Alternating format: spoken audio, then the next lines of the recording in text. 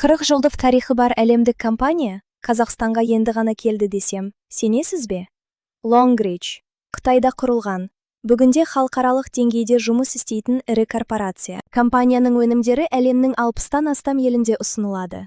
Longreach қазірдің өзінде 40 жылға жуық тарихы бар компания. Компанияның ғылыми зерттеу жұмыстарына ерекше мән беретіні де маңызды. Longreach'тің 11 ғылыми зерттеу орталығы бар. Олар Қытаймен қатар Америка, Оңтүстік Корея және Жапония сияқты елдерде орналасқан. Сонымен қатар, компанияның 5 заманауи, жоғары технологиялық зауыты бар. Өндірісте автоматтандырылған және роботтандырылған технологиялар кеңінен қолданылады. Longreach тек өз бренді үшін ғана өнім өндірмейді.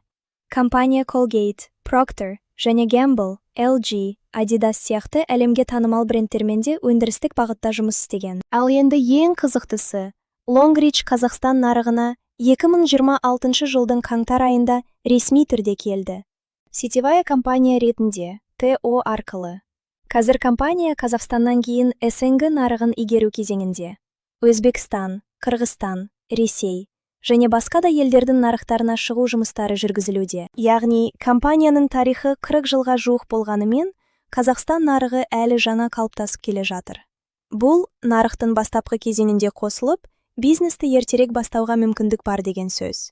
Сондықтан, дәл қазір Longreachпен танысып, мүмкіндіктерін зерттеп, осы жаңа нарықтың қалыптасу кезеңіне қосылу, назар аударуға тұрарлық мүмкіндік. Ал жаңа нарық, жаңа мүмкіндіктер деген сөз.